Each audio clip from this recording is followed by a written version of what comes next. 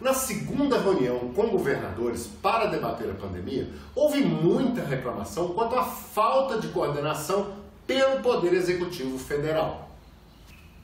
Os governadores de São Paulo, Rio Grande do Sul, Espírito Santo e Maranhão acusam o presidente da República de prejudicar o combate à Covid-19. Está começando o Em Discussão.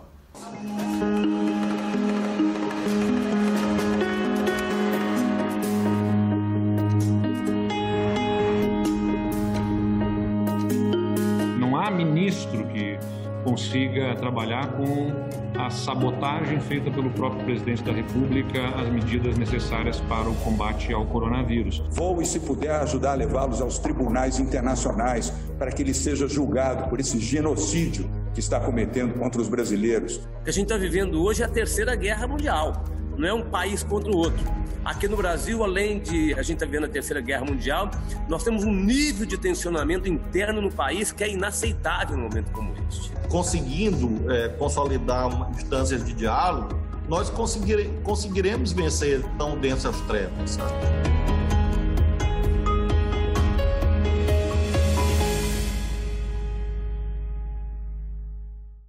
É a segunda reunião com governadores feita pela Comissão para Enfrentamento da Covid. Vamos ver quem são eles. Flávio Dino, do Maranhão, representa a região Nordeste. Eduardo Leite, do Rio Grande do Sul, a região Sul. Da região Sudeste estão João Dória, de São Paulo, e Renato Casagrande, do Espírito Santo. Na reunião anterior, havia 3 representantes do Nordeste: Rui Costa, da Bahia, Camilo Santana, do Ceará, e Wellington Dias, do Piauí. Havia ainda um representante da região Norte, Wilson Lima, do Amazonas, e um da região Sul, Carlos Moisés, de Santa Catarina.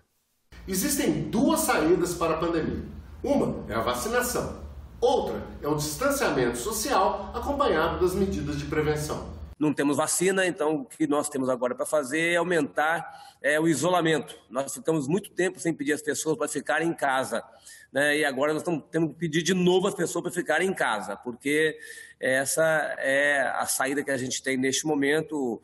É lógico, mantendo o distanciamento, mantendo toda a higienização das mãos, máscara, mas vamos ter uma nova fase agora de apelo às pessoas para que possam ficar em casa. Sem conseguir parar o vírus, a gente precisa parar as pessoas que transportam o vírus, para que elas contatem menos pessoas. E contatando menos pessoas, a gente tenha redução da taxa de contágio. O distanciamento se impõe como uma alternativa para que a gente possa fazer o vírus circular menos. E para que nós possamos ter maior adesão ao distanciamento, o país precisa ver suporte de mecanismos de mitigação dos efeitos econômicos. Adotamos aqui uma força-tarefa com a Polícia Militar, Polícia Civil, o PROCON, as prefeituras municipais, especialmente aqui da capital de São Paulo, vigilância sanitária, as guardas metropolitanas, para coibir eventos de qualquer espécie e de qualquer tamanho, seja numa residência, seja numa boate, seja num centro de eventos, seja até em cassino. Eu chamo isso de eventos da morte. São festas da morte. São festas que levam as pessoas à contaminação e a contaminação que leva às suas casas, aos seus familiares, colocando em risco e muitas vezes debilitando até a morte essas pessoas. É inacreditável. Nenhum país do mundo conseguiu melhorar os seus indicadores e o Brasil não conseguirá em curto prazo se não houver essa compreensão de que, por ser um vírus, obviamente o distanciamento social e o uso de máscaras são medidas essenciais, equivalem quase a uma vacina. A resistência da população ao distanciamento social gera uma forte pressão sobre os governadores que defendem a medida. Nós consideramos de altíssima importância que essa comissão do Senado do nosso país se debruce sobre essa temática das medidas preventivas, no sentido de fortalecer a atuação dos governadores que às vezes se sentem muito solitários e às vezes até agredidos. o que a gente vê são manifestações ofensivas desde o início da pandemia. Na verdade, a gente está enfrentando este momento político, não é só na pandemia, não. Desde 2019, a gente tem enfrentado guerras e mais guerras, tá certo? Lutas e mais lutas, enfrentamento e mais enfrentamento, sem necessidade. O fôlego econômico do restaurante, do bar, do comércio, enfim, é muito curto, ou se é que tem fôlego ainda para eles conseguirem parar. E aí, quando vira tudo ou nada, quando vira a sobrevivência da renda desses setores, empreendedores e dos seus funcionários, o nível de contestação aumenta, né? Porque estão encurralados diante da falta de perspectiva econômica para eles. O nível de contestação do distanciamento é muito alto. Quem de nós gostaria de impor medidas limitativas, restritivas à livre iniciativa, à atividade econômica? Nenhum de nós, por várias razões, convicções políticas, administrativas e por inteligência gerencial, uma vez que nós sabemos que isso, por exemplo, impacta nas arrecadações. E essa pressão sobre os governadores gera protestos que muitas vezes extrapolam o campo político. Foram para frente da casa da minha mãe. Minha mãe mora num bairro normal, popular, né, uma pessoa de 88 anos de idade. Foram para lá para poder fazer ofensas ao filho, que é governador, né? Mas assim, isso coloca em risco a vida de uma pessoa na idade da minha mãe, tá certo? Então, esse tipo de politização, isso é inaceitável. Assim, tá bom, o manifesto contra o governador está ótimo, o governador está aqui, né, para responder publicamente qualquer manifestação e qualquer ofensa. Isto é absolutamente inaceitável no Estado Democrático de Direito. Ilustra o nível de pressão que os governadores estão injustamente respondendo. Esse é o clima, infelizmente, que nós temos no país e é o preço que nós, governadores, pagamos. Solidarizar com o governo de Casa Grande, do Espírito Santo, pelas agressões que os governadores estão sofrendo. Veja, governadores não somente, mas governadores e prefeitos. A governadora do Rio Grande do Norte também aqui está tendo carreatas feitas pelos apoiadores de Jair Bolsonaro e ainda até a casa dela agredir o que ela está tomando medidas para salvar vidas de isolamento social. Os governadores reclamam bastante das manifestações contra o distanciamento social, mas também reclamam do incentivo que essas manifestações recebem da maior autoridade do país.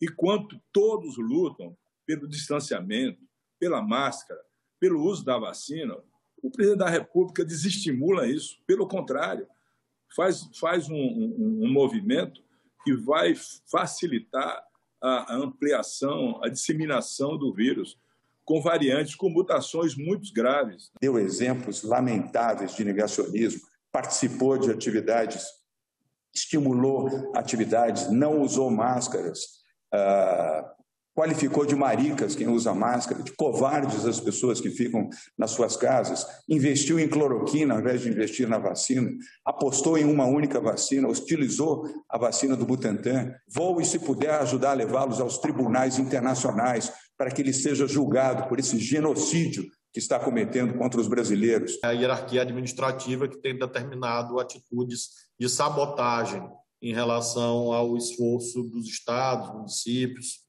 e creio, portanto, que não adianta mudar o ministro da Saúde se a política continuar a mesma. Se o presidente da República continuar atrapalhando, fica muito difícil a qualquer ministro ou ministra dar certo. Não há ministro que consiga trabalhar com a sabotagem feita pelo próprio presidente da República às medidas necessárias para o combate ao coronavírus. Fica difícil exigir que o ministro da Saúde consiga resolver, então precisamos, especialmente do presidente, sensibilizado, se não for para oferecer ajuda, que seja para parar de oferecer ataques, agressões e atrapalhar o processo do enfrentamento da pandemia. Negacionismo é isso, negar a evidência. Para os negacionistas, não há doença, não há pandemia.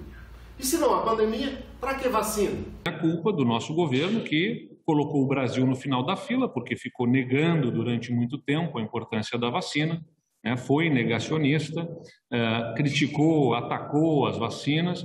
Então, o Brasil pegou o fim da fila para conseguir vacinas, negociou já mais de 500 milhões de doses, mas essa maior parte das 500 milhões de doses vai chegar só no final, no segundo semestre, então nós temos um problema para já. Em outubro, senadores e senadoras, já tínhamos aqui a vacina. Hoje já teríamos mais de 40% da população brasileira imunizada e teríamos salvo milhares de pessoas que, infelizmente, foram a óbito.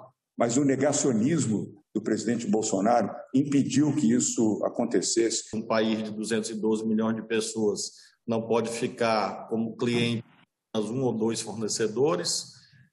Lamentavelmente, os desacertos do segundo semestre de 2020 levaram a esta situação de um cronograma insuficiente. Se tivesse esse estímulo antes, poderíamos ter já até a vacina produzida aqui no próprio Brasil, produzindo aqui o insumo farmacêutico ativo para produzir. Não há como um país como o nosso não ter investimento em pesquisa, inovação, em ciência, para dar solução aos problemas do nosso país. Como nós já fomos o maior produtor de vacina da América do Sul, temos a Fiocruz, o Instituto Butantan, o Evandro Chagas, temos aquilo que é crucial, que são os recursos humanos. A gente era para estar protagonizando vacinas, mas, infelizmente, temos ignorantes, que é quem está no comando. Primeiro, ignorância, não saber que a China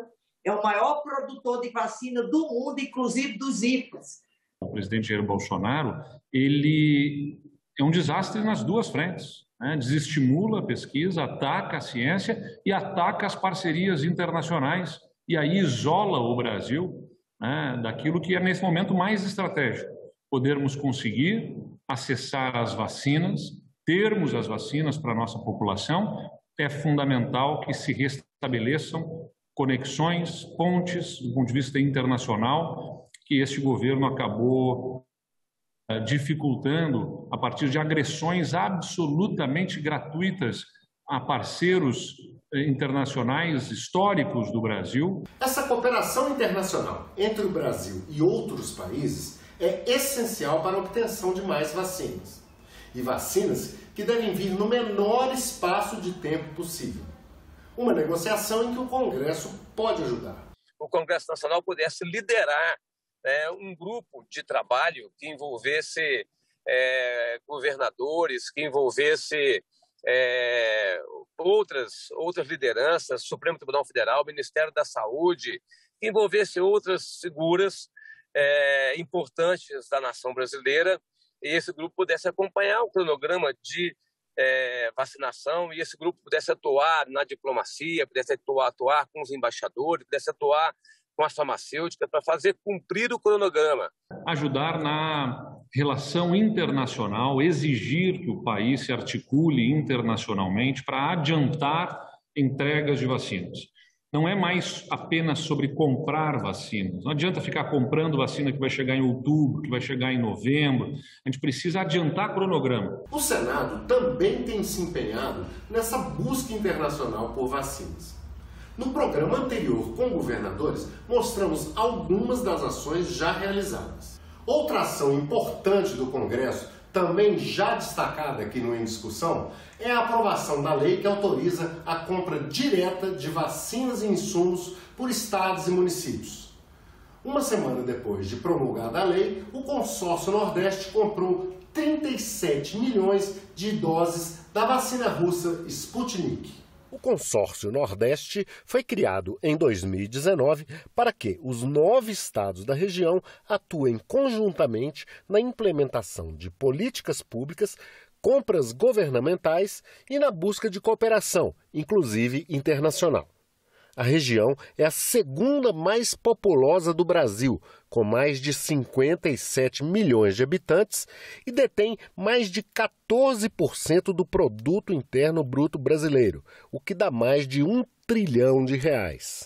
No âmbito do consórcio de governadores do Nordeste, ao qual também integro, nós reafirmamos a posição de prioridade ao Plano Nacional de Imunização. Ou seja, mesmo aquisições que possam ser negociadas por estados e municípios, na nossa visão, primacialmente devem ser destinadas ao PNI. E nós consideramos que o Plano Nacional de Imunização é o instrumento institucional que melhor concretiza os princípios constitucionais do SUS. Nosso desejo é que as vacinas compradas sejam todas encaminhadas ao Plano Nacional de Imunização.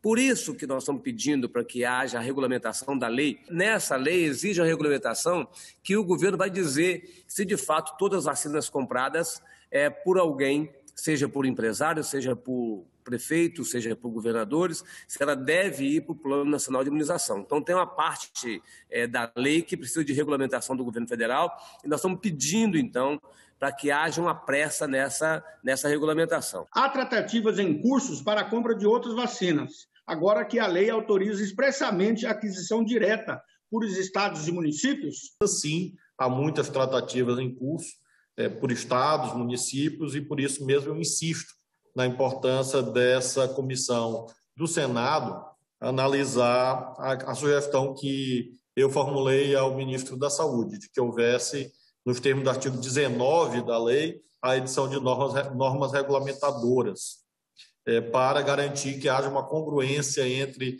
essa possibilidade, constante agora da lei, da nova lei, com uma coordenação nacional que evitasse uma espécie de salve-se quem puder. Enquanto não há vacina, a solução é tratar quem fica doente. É quando entra a questão dos insumos hospitalares. Eu estou muito preocupado com a falta de oxigênio. E na prática não é só oxigênio, você tem que ter todo materiais, né, de insumo aí para realmente fazer com que aconteça isso. Essa questão dos insumos, de todos os medicamentos, do oxigênio, é uma coisa que preocupa bastante. A temática dos insumos, que eu acho muito importante também, uma vez que nós sabemos que há muitas assimetrias em termos nacionais e que nós precisamos olhar como está o mercado, uma vez que os governadores têm tido há vários meses dificuldades de insumos estratégicos para adquirir, para comprar. Nós não queremos doação, a gente quer poder comprar insumos que são fundamentais, como anestésicos, bloqueadores musculares, e há sempre o temor em relação ao oxigênio.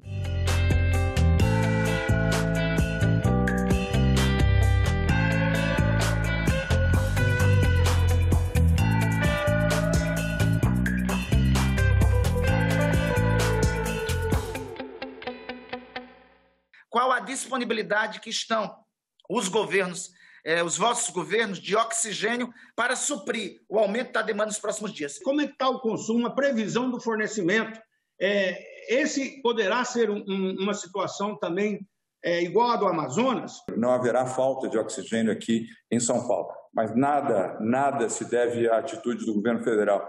Deve-se sim ao comportamento e atitudes preventivas da Secretaria da Saúde do Estado de São Paulo, junto aos fornecedores de oxigênio, para que não falte oxigênio em São Paulo. Eu tenho certeza que os demais governadores estão adotando as mesmas medidas e as mesmas cautelas, mas nada se deve, ao Ministério da Saúde, que não deu nenhuma contribuição nesse sentido. É uma verdadeira tragédia o número de vítimas da Covid-19 no Brasil. Mas é preciso lembrar que ela não acabou com as outras doenças. Mas eu queria chamar a atenção aqui, gente, a gente está vendo só os óbitos diretamente relacionados à Covid-19. Tem ideia de quantas pessoas nesse país estão morrendo em consequência da Covid? Porque os leitos hospitalares, as UTIs, estão tudo à disposição da Covid. Eu conheço pessoas que têm 1 ano com diagnóstico de câncer e não tem condições de ser operado, porque necessita de um leito de UTI de suporte e não tem. Então, essa chacina, esse genocídio é muito maior do que a gente está presenciando. É muito importante que, em face dessa preocupação da senadora Zenaide, da insuficiência de leitos, determinando letalidade, inclusive por outros fatores, haja essa intervenção também junto aos planos de saúde, setor privado e órgãos de defesa do consumidor. Mas acontece muito da pessoa ter plano de saúde e não conseguir ser atendido no setor privado. Lembrando que isso é um direito, não é uma faculdade, é um direito de quem paga o plano de saúde. E a pessoa tem plano de saúde e acaba indo para o leito SUS, porque não consegue a expansão do setor privado. Numa crise sem precedentes como essa, o normal seria o diálogo entre as partes. Mas o cenário descrito é o de uma guerra. O que é que esses governadores querem? Diálogo com o presidente da República, que é praticamente impossível, mas estão pedindo socorro ao Senado, porque precisa de mais vacina, precisa de ajuda aos estados e municípios, e não essa guerra de dar a entender que os estados receberam mais, os prefeitos receberam mais, e mais grave, todos dão a entender que os gestores são fraudadores, é isso que eu uso. Conseguindo consolidar instâncias de diálogo, nós conseguiremos vencer tão densas trevas. Acho que esse é o papel que os governadores desejam. Nós nunca buscamos o exercício de soberanias. Nós temos a consciência da federação. Nós defendemos a federação. A federação é a conjugação de autonomias com coordenação nacional. E acreditamos que esta Casa do Parlamento Brasileiro, o Senado Federal, inclusive como instância de representação dos estados, tem um papel insubstituível para isso. Normal seria a gente estar sentado à mesma mesa, independente das posições eleitorais e políticas, e debatermos um assunto. O que a gente está vivendo hoje é a Terceira Guerra Mundial, não é um país contra o outro. Aqui no Brasil, além de a gente estar vendo a Terceira Guerra Mundial, nós temos um nível de tensionamento interno no país que é inaceitável num momento como este. Guerra de informação, protestos, desespero pela vacina. E em meio a tantas disputas, os governadores enfrentam ainda uma outra briga, a luta pelos recursos financeiros. No mês de dezembro, a União financiava 12 mil leitos de UTI. Em janeiro, baixou para 7, em fevereiro baixou para 3, né? Para 3 mil no Brasil. Pedir ao ministro da Saúde e ao Ministério da Saúde que tenha atitudes de proteção à vida e não de distanciamento, e não de fazer o que fez com São Paulo, com o Maranhão e com outros estados, tirou a homologação de leitos de UTI. Nós, Maranhão, São Paulo fez, na sequência Maranhão, Bahia e Ceará, foram ao Supremo Tribunal Federal. Nós tivemos um desacerto recente junto ao Ministério da Saúde, que ensejou, inclusive, medidas judiciais por parte do nosso Estado, inclusive. Obtivemos provimento de liminar, determinando a reabilitação de leitos. Essa é sempre uma preocupação, e eu faço questão de remarcar aos eminentes senadores e senadoras, no sentido de que o acompanhamento dessa temática da assistência hospitalar é muito importante. É fundamental que o governo federal continue com o financiamento de leitos de UTI. No ano passado, o governo prestou uma colaboração extraordinária, com o apoio do Congresso Nacional, com relação ao financiamento da área de saúde, a recomposição de receita, recompor o orçamento da saúde, que é fundamental para a gente possa dar assistência e atenção a quem precisa. A União tem ferramentas de expansão do seu orçamento por endividamento, que precisam, evidentemente, de medidas também compensatórias, como é a PEC emergencial e como são outras medidas de redução de despesas para manter nível de confiabilidade econômica no país. Mas isso tudo pode ser feito no âmbito da União, que os estados não têm. Os estados não têm fôlego para produzir auxílios emergenciais como a União tem para fazer. Todas essas batalhas, somadas à falta de diálogo e à ausência de uma liderança no combate à pandemia, trouxe o problema para o centro do debate no Congresso Nacional. A ausência de uma coordenação nacional, de fato, prejudica a implementação das ações. E o Congresso pode exercer um pouco dessa coordenação nacional. Na ausência do governo federal como liderança, a gente deve lembrar que a nação não é o governo. A nação somos todos nós. E o Senado tem essa função, de ser a casa da federação, a casa que reúne os estados, que representa os interesses legítimos dos estados, e tem toda a legitimidade para ajudar a promover essa melhor interação entre os estados em busca de uma melhor estratégia para o enfrentamento ao coronavírus. Nós, governadores, nos dirigimos ao eminente presidente do Senado Federal, o senador Rodrigo Pacheco, assim como ao presidente da Câmara, deputado Arthur Lira, e ao próprio Executivo Federal, com a proposta de um comitê gestor nacional integrado, um comitê gestor nacional com as casas do Congresso, com o Judiciário, o Executivo, com os estados, com a Frente Nacional de Prefeitos, com o CONAS, com o CONASEMES, com o Butantan, com a Fiocruz. Acho que isso seria uma grande conquista para nós termos uma instância de elaboração de uma política nacional, porque realmente o quadro é gravíssimo e não há cenário imediato de melhora. O combate à pandemia é verdadeiramente uma guerra. Mas a gente viu nesse programa que há várias guerras dentro dessa guerra. Espero que você tenha gostado do programa. E se gostou, compartilhe. Obrigado pela audiência e até o próximo Em Discussão.